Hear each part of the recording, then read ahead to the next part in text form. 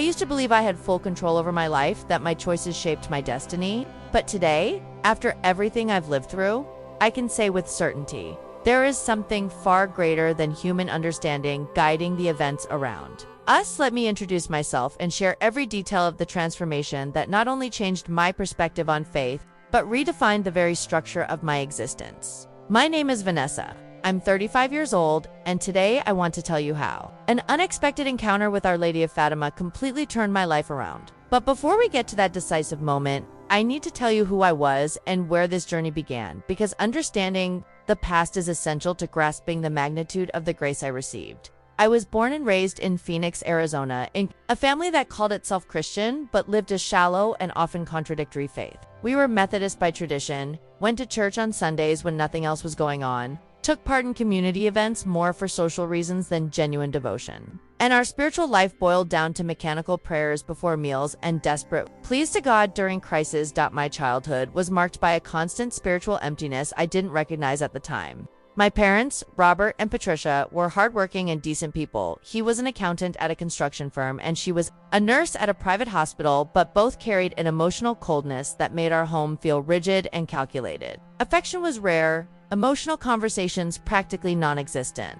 and any sign of vulnerability was treated as weakness or immaturity. I grew up thinking religion was just a social obligation, a set of rules we followed to keep up appearances in the community without ever experiencing that deep, transformative connection to the divine that some people talked about. In my teenage years, that disconnection only deepened. And at 17, I told my parents I was done with the Methodist Church. I couldn't pretend to believe something I didn't feel. They were disappointed and worried not so much about my spiritual well-being, but about what the neighbors and church people would think. That obsession with other people's opinions had always shaped our family dynamic, and it pushed me to seek independence as quickly as possible. When I was 19, during my second year at Arizona State University, where I was studying business administration, I met Marcus. He was a few years older, a mechanical engineering graduate working as a supervisor at an auto parts factory. Marcus was a practicing Baptist, deeply involved in a large and influential church in Tempe. From the beginning, he made it clear that his Christian faith was a non-negotiable pillar of his life. At first, this difference between us created some friction, but I was genuinely in love and willing to compromise to make our relationship work. I started going with him to services, got involved in church activities, joined the young couples group, and gradually adapted to that environment. Although it was different from the Methodism of my childhood, there were still some things that bothered me. What struck me about the Baptist church we attended was its rigid doctrine and the constant division between us and them, as if there were some inherent moral superiority among members of the congregation compared to the rest of the world. There was a recurring obsession with attacking other Christian denominations, especially Catholics, who were described as idolaters, straying from the true word of God. That attitude made me uncomfortable, but I kept telling myself I just needed more time to adjust. Marcus and I got married in a simple church ceremony 2 years after we met. My parents came, but it was clear they felt awkward. They didn't really understand the Baptist rituals and traditions. We honeymooned in Las Vegas, Nevada, which drew some subtle criticism from our church friends, who saw the city as a sinful place, but Marcus defended our choice, saying what mattered was being together as husband and wife before God. Our first years of marriage were fairly typical for a young couple trying to build a stable life. Marcus got promoted to production manager. I landed a job as a financial analyst at a consulting firm, and our routine settled into weekdays of work and weekends filled with church activities. At 26, I became pregnant with our first child, boy we named Christopher, a name that had deep meaning for Marcus because of a missionary who had inspired him in his youth. The pregnancy went smoothly, and Christopher was born healthy, bringing a new kind of joy to our family that I never imagined possible. 3 years later, our daughter Isabella was born. She had golden hair, bright blue eyes, and from her earliest days showed a strong, determined personality. Her arrival made our family feel complete and gave me the sense that I had found my life's purpose: to be a mother, a wife, and an active member of a faith community. Our life followed the typical pattern of an American Christian household, with its natural ups and downs, supported by growing financial stability and strong social ties within the church. Marcus became a deacon, I led the women's ministry, and our children took part in every youth program the church offered. But something lingered, something I couldn't quite name. A subtle restlessness persisted even in our happiest moments. It was like part of me remained dormant, waiting for something I couldn't yet identify. This feeling intensified when Isabella turned 6 and started asking questions about faith and spirituality that caught me completely off guard. Isabella's questions about God, about heaven, about why some people prayed to saints if Jesus was enough, those made me realize how fragile the foundation of my own faith was. I had relied for years on automatic responses I'd memorized, but now they felt hollow. One day she asked me why Grandma Patricia said Mary was just an ordinary woman, while others called her the Mother of God. That question hit me like a punch in the gut. I couldn't find the words to answer. Marcus always had ready-made answers. He quoted Bible verses with a confidence I silently envied. He explained our Baptist doctrine with the conviction of someone who had never doubted anything. But no matter how biblically sound his words were, they didn't quiet the unrest growing inside me. It was like I had a spiritual thirst that couldn't be satisfied by the teachings. I was receiving a hunger for something deeper, something more transcendent. That quiet discontent grew into something much more intense in the summer of 2022, when Isabella began showing unusual symptoms. At first, we thought it was just fatigue or maybe a nutritional deficiency. She complained about frequent headaches, seemed overly sleepy during the day, and sometimes had small tremors in her hands. That made us worry, but the pediatrician dismissed them as potential signs of childhood anxiety. For weeks, we tried everything, changed her diet, scaled back her extracurricular activities, extended her sleep hours, and visited several specialists. They ran standard tests and found nothing alarming. The entire church was praying for Isabella. Marcus organized special vigils. I clung to every word of faith and encouragement the congregation offered. But then came the end of August. That's when everything changed suddenly and terrifyingly. It was a regular Thursday. Isabella had breakfast as usual, played a bit with Christopher, and then, out of nowhere, started screaming that her head was going to explode. Minutes later, she passed out. Her body went stiff, and she began having the most violent seizures I'd ever seen in my life. The ride to Phoenix Children's Hospital was a blur of panic, sirens, and desperate prayers I could barely string into full sentences. Marcus drove like a man possessed while I held Isabella in the back seat, her small body shaking uncontrollably. Her eyes rolled back, showing only white, her breathing uneven and frightening. In the ER, a medical team took over with a level of precision that both comforted and terrified me. Dr. Williams, pediatric neurologist on COLA, middle-aged man with gray hair and a calm, compassionate demeanor, explained that Isabella was showing signs of a serious neurological condition that would require immediate investigation through advanced testing. The next 24 hours were the longest of my life. Isabella was admitted to the pediatric ICU, hooked up to countless machines that monitored her every vital sign. She was sedated to control the seizures, and Marcus and I rotated between the waiting room and her bedside, living in a state of controlled panic that left us exhausted and emotionally raw. The church community mobilized in an incredible show of love and support. They created a 24-hour prayer chain, brought us food, helped take care of Christopher, and Pastor Johnson came in person several times to pray with us and offer words of comfort. That outpouring of Christian love should have strengthened my faith, but paradoxically, I felt more empty and full of questions than ever before. One night, while Marcus had gone to grab some coffee and I was alone in the dim hospital room watching, Isabella connected to all those machines. A nurse's aide I had never seen before walked in to check her vitals. She was a Hispanic woman, probably in her 50s, short and sturdy, with dark hair tied back in a bun and deep brown eyes that radiated a serenity that contrasted with the tense ICU environment. Her name was Carmen. As she checked the monitors, she noticed my exhaustion and despair. In a soft, motherly voice, she gently asked, "Mom, I can see you're in a lot of pain. Would it be okay if I prayed for your daughter?" I hesitated at first. I explained that we were Baptists and appreciated her kindness, but our church was already interceding in prayer. Carmen smiled in a way that completely disarmed me and said, "My daughter, God doesn't have denominations. He hears every sincere heart, no matter what church we go to. May I ask Our Lady of Fatima to intercede for this precious child?" There was something in the way she spoke the name Our Lady of Fatima that stirred a curiosity in me I wasn't expecting. I said yes, and as Carmen held Isabella's hand and murmured prayers in both Spanish and English, something changed. In that room, a deep, inexplicable peace settled over us. It wasn't based on optimism or the hope that everything would be okay. It was a peace that felt like it came from somewhere else, as if someone had walked into the room and calmed every inner storm I was carrying. When Carmen finished praying, She turned to me with a gaze that felt like it saw straight into my soul. Our Lady of Fatima has a special love for mothers who are suffering. She said, 100 years ago, she appeared to 3 children in Portugal and promised that those who trust in her will never be left alone. Your daughter is not alone. In this fight, those words shook me in ways I didn't fully understand. My entire Baptist upbringing had taught me that Mary was just a woman God chose to give birth to Jesus, and that she had no power of intercession. Any prayer to her was considered idolatry and doctrinal error. But in that moment, watching my daughter fight for her life and feeling the crushing weight of helplessness, Carmen's words carried a truth that transcended theology. It was as if a door that had always been locked in my heart had been gently opened, revealing possibilities of faith I had never considered. Carmen handed me a small prayer card with an image of Our Lady of Fatima and said, "Read it whenever you feel the need. Sometimes God reaches us through paths we never imagined."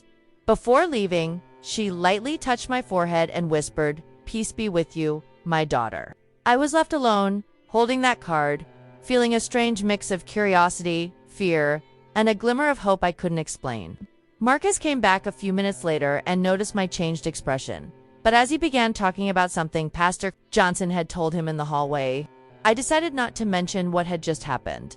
Over the next 3 days, while Isabella remained sedated and awaited further advanced tests, some MRIs, CT scans, and specialized lab analyses, I kept that small prayer card in my pocket like a talisman. I didn't have the courage to read it in front of Marcus or the church members who came to visit us. But in moments of solitude, in the hospital bathroom, or during slow walks down the hallways, I'd take it out, staring at the image of a woman dressed in white with a blue mantle, surrounded by 3 kneeling children. The prayer printed on the back was simple, yet profound. "O my Lady, O my Mother, I offer myself entirely to you, and in proof of my devotion, I consecrate to you today my eyes, my ears, my mouth, my heart, my whole being. As I am yours, O incomparable Mother, guard me and defend me as your possession and property." Each word echoed in my soul in a way no Baptist prayer had ever touched me. On Friday morning, Dr. Williams called us into his office for a meeting that would change the course of our lives. His face was serious but compassionate as he explained the test results. They had found a rare and aggressive brain lesion causing Isabella's seizures and neurological symptoms. The diagnosis was too complex for us to fully understand. But one thing was clear. Our daughter was facing a potentially fatal condition that would require immediate intensive treatment. Marcus asked about treatment options, chances of recovery, medical protocols, possible surgeries. Dr. Williams laid out the options: experimental surgery, pediatric chemotherapy, targeted radiation. But in every scenario, the outlook was grim. Medicine could offer hope, but no guarantees.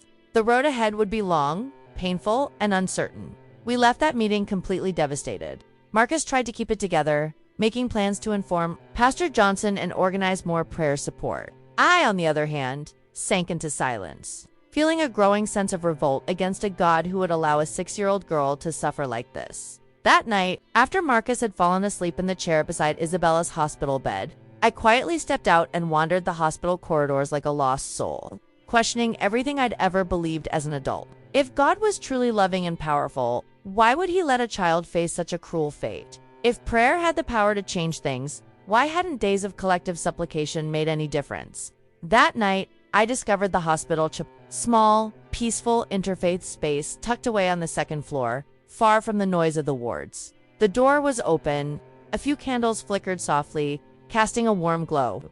On the altar were symbols from different faiths arranged respectfully: a Christian cross, a Star of David, an Islamic crescent, and right in the center stood a statue of Our Lady, the same image as the one on the prayer card Carmen had given me. I walked in slowly and sat in the last pew. For the first time in days, I allowed my tears to flow freely.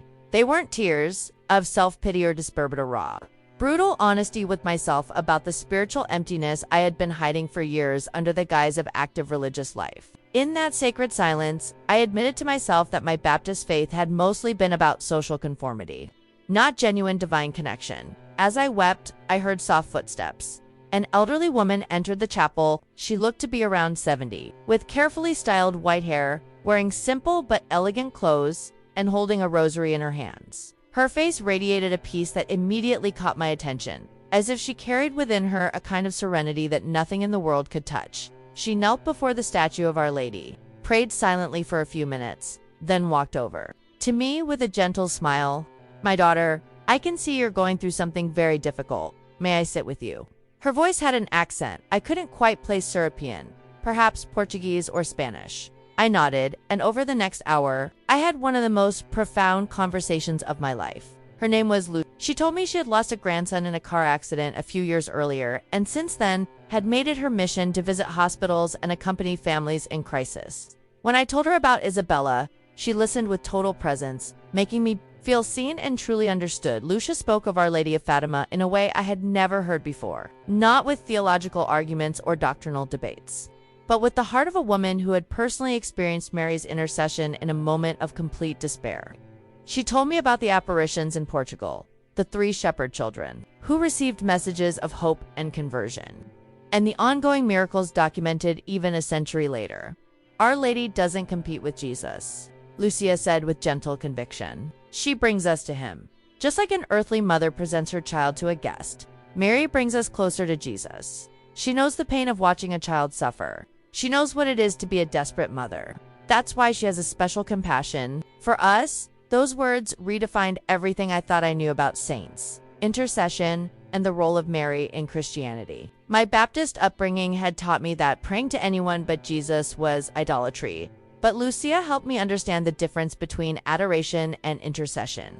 Between replacing Christ and asking for help reaching him, Lucia handed me a rosary and taught me how to pray it in a simple, approachable way. "You don't have to memorize everything," she said. "Just talk to Our Lady like you would your own mother. Tell her your fears, your hopes, your dreams for Isabella. She will carry them all to Jesus." When I finally returned to Isabella's room, it was after midnight. Marcus was still asleep, and Isabella was still connected to the machines. But for the first time since this nightmare began, I felt a sense of hope, one that wasn't tied to medical results, but grounded in a spiritual trust that we were not alone in this battle. The next morning, Dr. Williams informed us that Isabella would undergo exploratory brain surgery on Monday to determine the extent of the lesion and explore possible intervention. The weekend would be critical for her stabilization and preparation.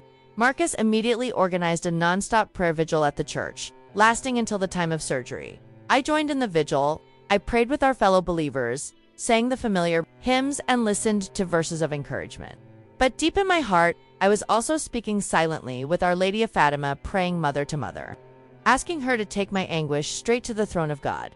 For the first time in my life, I was experiencing a spirituality that embraced different expressions of Christian faith without conflict or contradiction.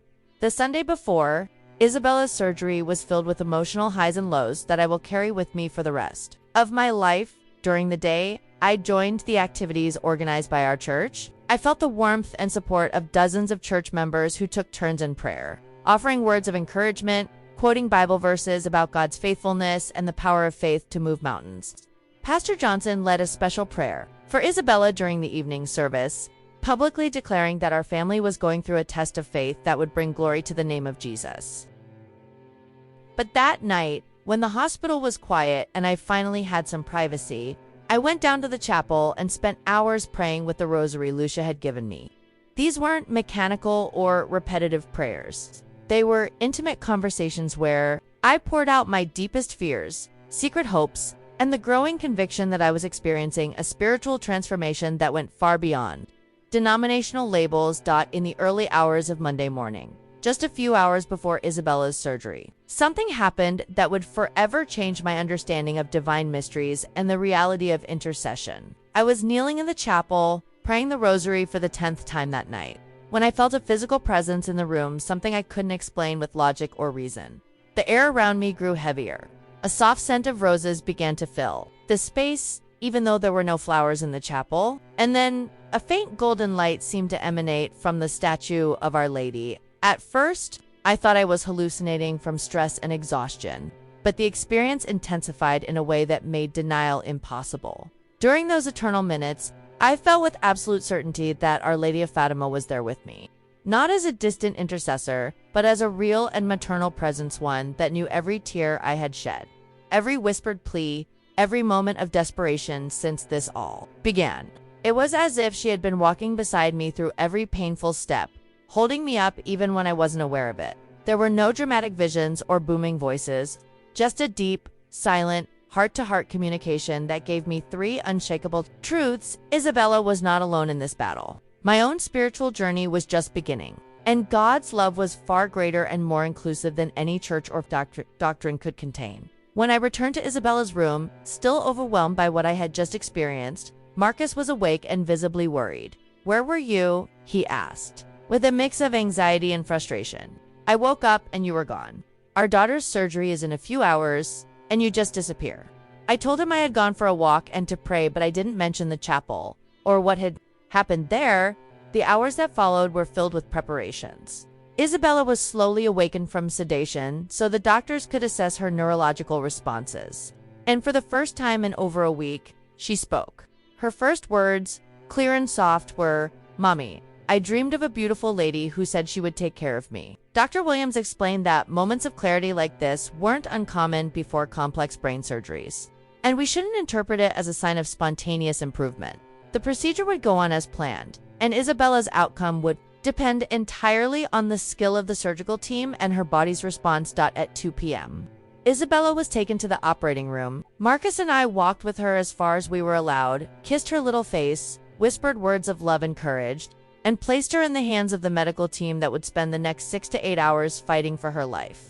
The feeling of helplessness was crushing, but this time, I carried a spiritual strength that kept me grounded even in the most agonizing moments. The waiting room outside the surgical center became a sacred space, filled with church members taking shifts to pray and support us. Pastor Johnson stayed with us the entire afternoon, leading songs and moments of intercession that kept our hope alive.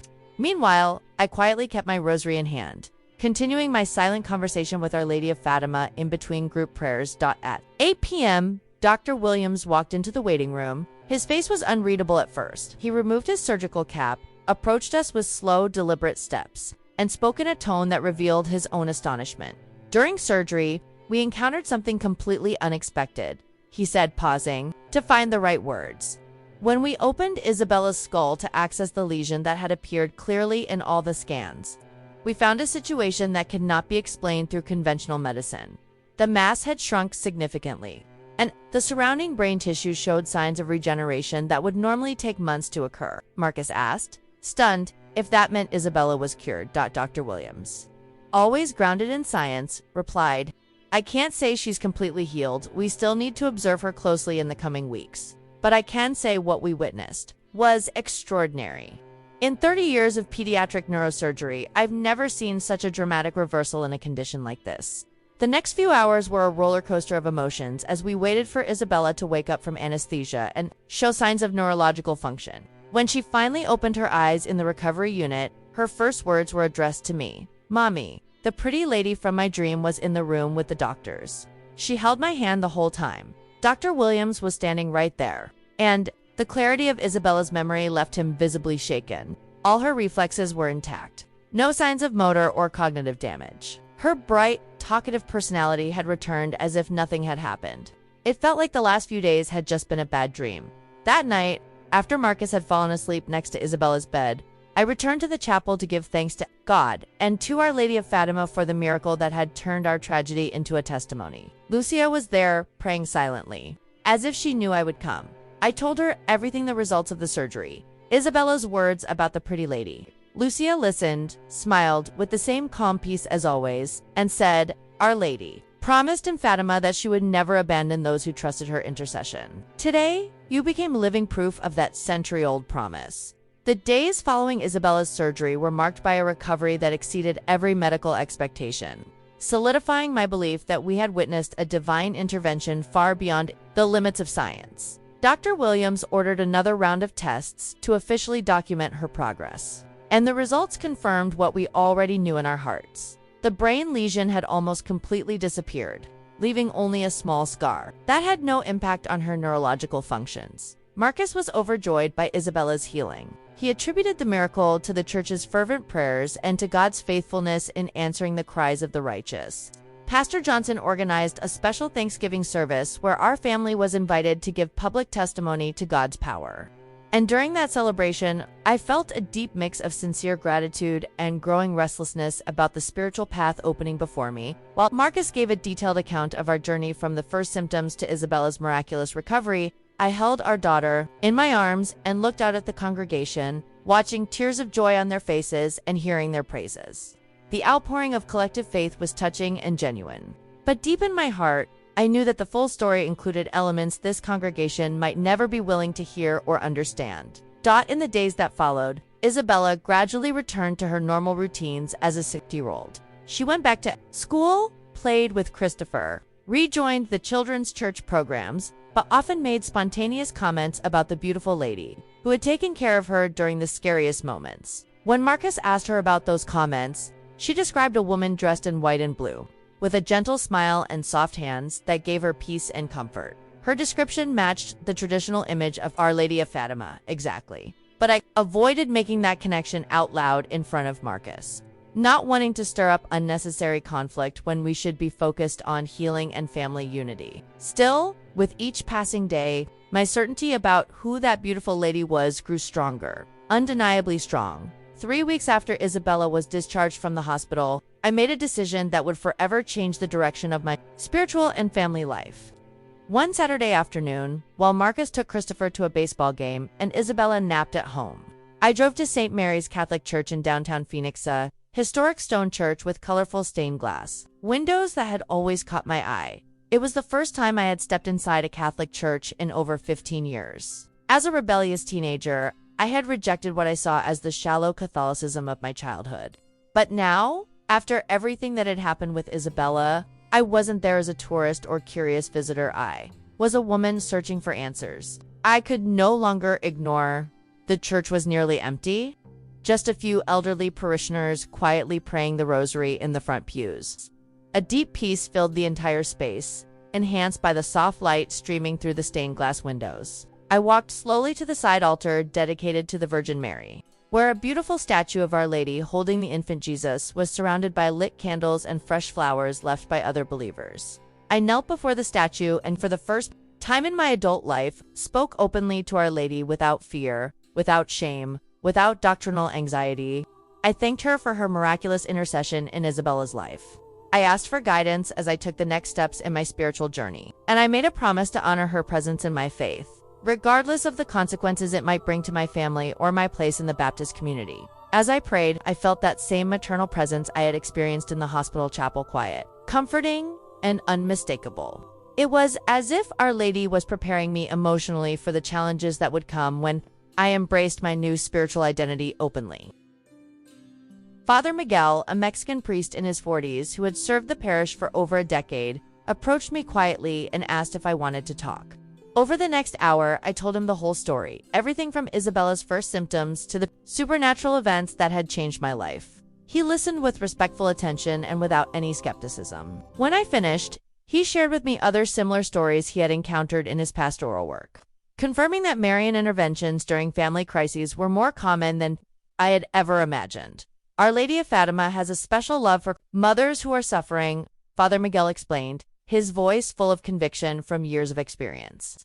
The apparitions in 1917 included specific promises of protection and intercession for those who trust in her, and those promises are still being fulfilled today. Before I left, he gave me several books on the history of Fatima, the theology of the saints' intercession, and how Marian devotion could be fully compatible with authentic Christian faith. Read these slowly and pray for discernment, he said. If it really was Our Lady who interceded for your daughter, she will also guide your next steps on this path of conversion. In the following weeks, I threw myself into those books, learning more than I had in years of Protestant study. I discovered the crucial difference between adoration and veneration. I understood Mary's role as a mother who leads us to Christ, and I uncovered the rich historical depth of a Christian tradition that traced back to the earliest centuries of the Church. This spiritual education was unfolding alongside my continued participation in Baptist church life, creating a growing internal tension that I knew I would soon have to resolve. Marcus began to notice my lack of enthusiasm during services, my disinterest in social church events, and my hesitation to take on new ministry roles. A month after Isabella's recovery, during a peaceful family dinner, I found the courage to start a conversation I had long feared, one that could shake the foundations of our marriage and home. Marcus, I said gently, I need to tell you about some things I've discovered since Isabella got sick. For the next hour, I shared everything, my spiritual journey alongside the medical one, my encounters with Carmen and Lucia, the experiences in the chapel, and the growing conviction that Our Lady of Fatima had interceded in our lives, I told him about my decision to bring Marian devotion into my faith life, not as a rejection of Jesus, but as a deeper way of reaching him through his mother's love. His reaction was exactly what I had feared, a mix of shock, disappointment, and genuine concern. "Vanessa," he said, struggling to stay calm, "you're going through a vulnerable time because of everything that's happened with Isabella. Satan is using that to lead you into heresy that could destroy our family and our testimony."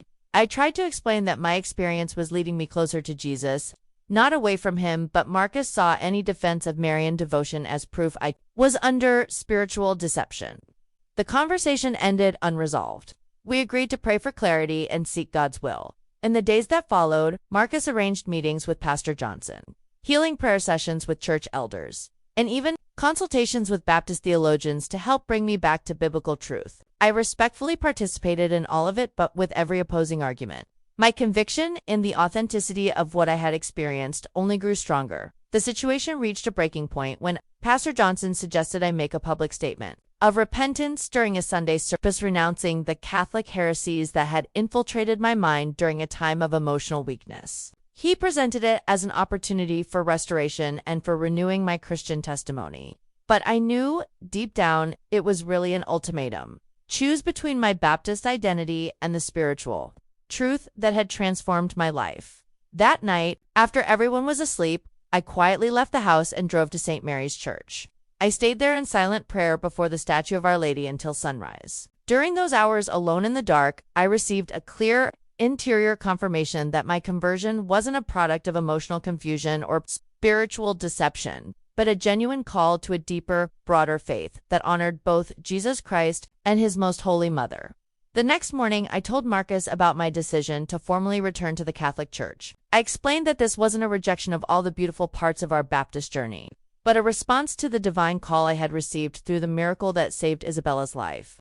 I assured him I would continue respecting his faith, supporting his involvement in our church community, and nurturing our family with love. But I could no longer deny what had awakened in me. Marcus was heartbroken, his eyes filled with tears, and his silence said more than any words. But eventually, he nodded. "I'll keep praying for you to return to the true gospel," he said, "but I won't stop you from following the path you believe God has shown." 6 months later, on the feast of Our Lady of Fatima in May, I made my first communion as a Catholic convert at St. Mary's Church.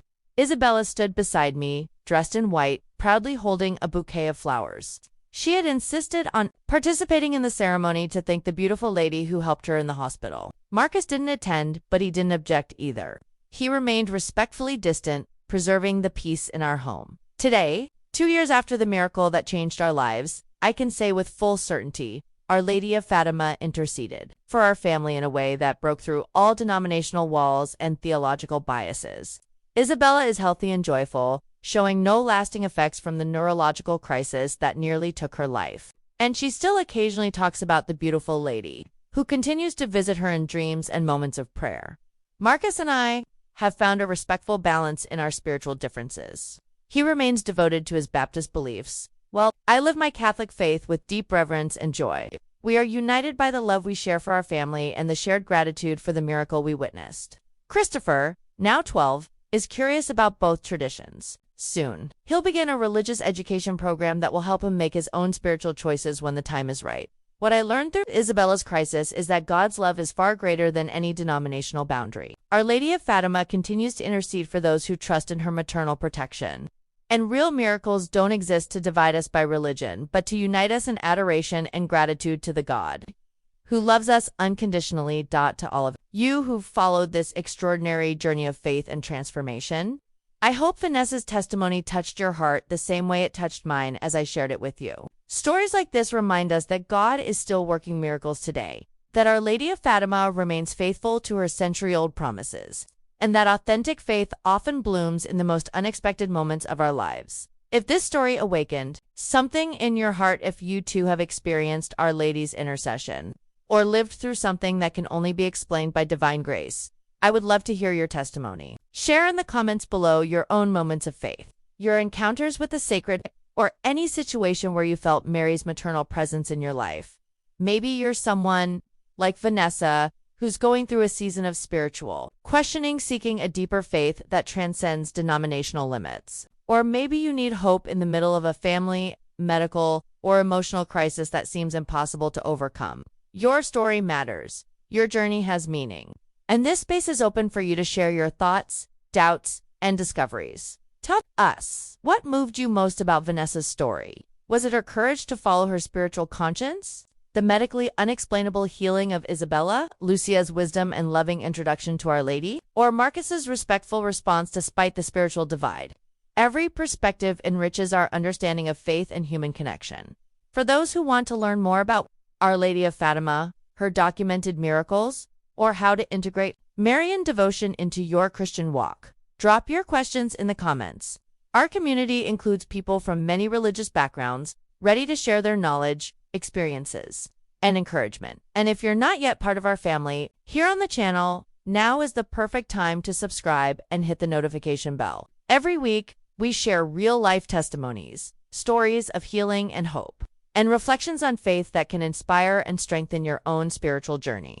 Together, we are building a support network that transcends borders and denominations. If this story moved your heart, give this video a like and share it with someone who might need this message today. Sometimes a story like Vanessa and Isabella's is exactly what someone needs to hear to find the strength to face their own battle. May Our Lady of Fatima intercede for each of you and your families, bringing peace to wounded hearts, healing to sick bodies, and hope to every soul longing for a deeper encounter with divine love. Until our next story, may God and the Blessed Virgin be with you always.